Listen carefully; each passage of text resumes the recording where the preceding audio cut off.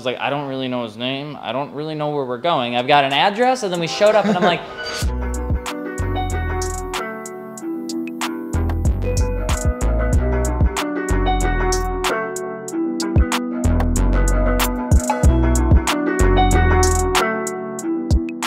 so you know how your mom used to tell you to not take candy from a stranger? And then you grow up and you learn not to just respond to random DMs and not like go to places you don't know? Well, we're in New Jersey and I don't know where the f we are. And we're here because I got a random DM from a random stranger that I've never met before that apparently has some really cool cars and wants to show us. And so like an idiot, I just blindly said yes. I don't even know his name. But he's got cool cars. So if we don't make it, at least I can say I saw some JDM cars, like some R34s and stuff here in the States, which by the way, I'm Alex. AlexMartini with 2 underscores. If you're not subscribed yet, please be sure to do so that if I don't make it, my will and my YouTube channel can pass to my cats. Come on, let's go. That's all right. We will carefully walk around the refurbished project. Where are we? What does this person do? I just met him on Instagram.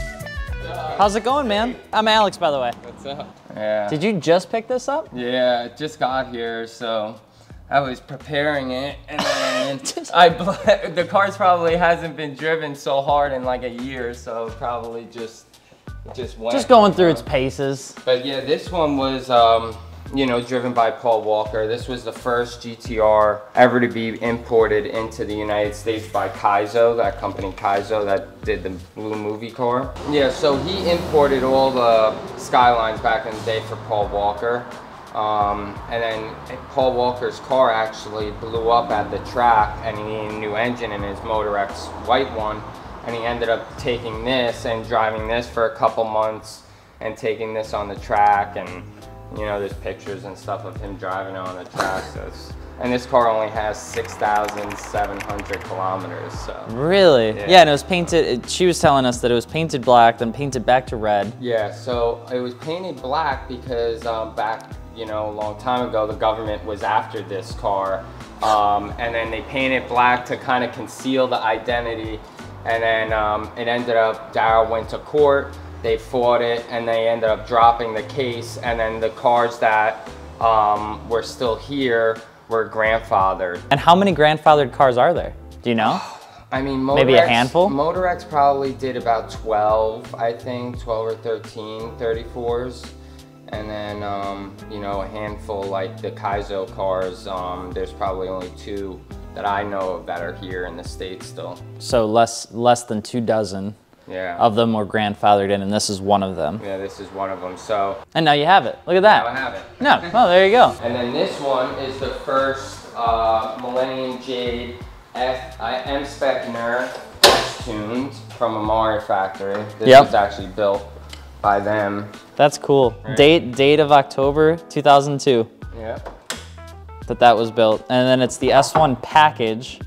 So they do the same thing now on the R35s where you can get different packages from the Amari factory. You can drop it off. They'll do everything for you. Then it's a Nissan-backed aftermarket tuning company, but they're pretty much the same thing. So you can go to Amari, which is Nissan, in Japan, buy it, get it all done, have your car just dropped off there, and they do everything. It's so wild. Yeah, it's wild. So how many Millenium Jades do you think are in the United States? I'd probably say about 5. And I'm seeing one right now. Yeah. Look at that. The real chicken dinner is this one. Oh, the Stagea. Dude, the Stagea slaps.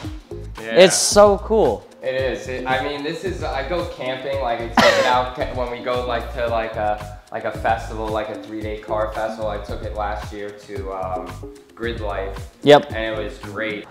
So it has full R34 interior. And then it's got the R34 front clip too. Yep, and the R34 front.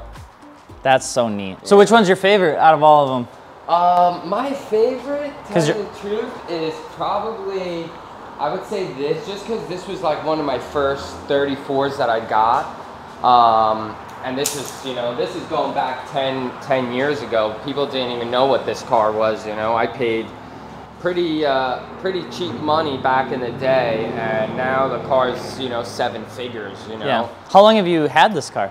So I've had it for 10 years. Jesus, yeah. Really? Yeah, I've had it for 10 years. It's been like, I've been working on it, because when I got it, they had a sequential and a race engine in it. They ended up taking that out to put in Paul's car.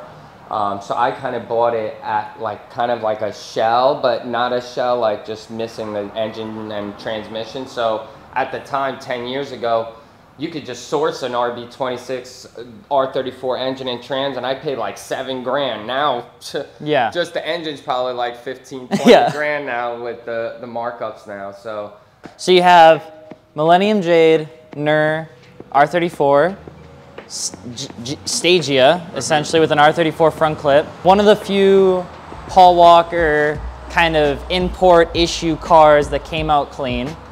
S15, GTR, and then an Amori factory N1 R34 GTR as well. And you've got like the widest. And then there's the V-Spec 2 NER. And then there's a V-Spec 2 outside. And there's more, you know. I have another location with a couple more, I have the 2 silver ones, which, you know, the 1 silver one got stolen from me like a week and a half ago. Dude, I saw that. And that shit was crazy. That is so wild. Yeah, so you got it, it was stolen. Yeah, so you got it back in like a week, No, right? I got it back in actually 12 hours because the power of social media, I literally blasted it everywhere. So it really got out there, and then it ended up, a kid took a picture of it because it was across the street from his house, and he showed his dad and said, "Hey dad, there's an R34 outside." So he's like, "Really?" So he goes outside, he takes a picture of it, and then he goes to the gym and he's telling his friends, "Yo, I saw this crazy R34." He shows the picture to his friends, and his friends are like, "Bro, that's the stolen 34, call the guy." I caught it in just like the nick of time, and I got really lucky, and it was found on Hope Street. If you could import any car, which would it be? I mean, if I could import any car, man, I think I would need an Apollo. That would be Apollo? Yeah, what the is that? Apollo, the IE. The hypercar. Oh, yeah, okay. I think that would be like my car that I want to import. I know one just got here, actually, Miller just brought one in, so, but yeah, that's like my goal. My goal is to sell a couple of these. I do want a hypercar, so I was looking at Carrera GTs, Apollo, just something unique, you know? I like unique things, like, you know, these Skylines. Well, every single one that you have is unique, right? It's like you have different NER specs, you have a story with the R34, you've got an Amori factory, one like just sitting right there. I mean, that's just, it's such a neat thing.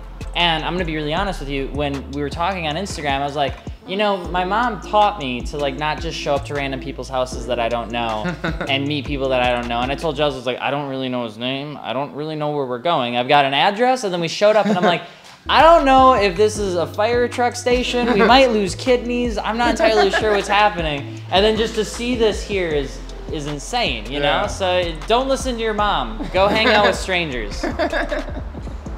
Don't do that. Don't do that. So what's the point of the video? Well, I think for me, it's open up stranger DMs on Instagram. Make sure you go to places that you don't know and go walk into homes that you're not sure you're allowed to be in, because you never know. Some days you might get a kidney stolen, but on other days you may meet people like Mark who have cars like this that I would never expect in a place like this. Because in all honesty, when it all comes down to is I'm still not sure why anyone would choose to live in New Jersey, but at least I found something cool to do on a Saturday before we have to go back home to the better state of Wisconsin. I'm Alex, Alex.Martini with 2 underscores on Instagram. If you want to go check out Mark's collection, which is absolutely wild, I'll drop some lower thirds. It's hot, it's muggy, I need some Jersey mics, baby. Let's go.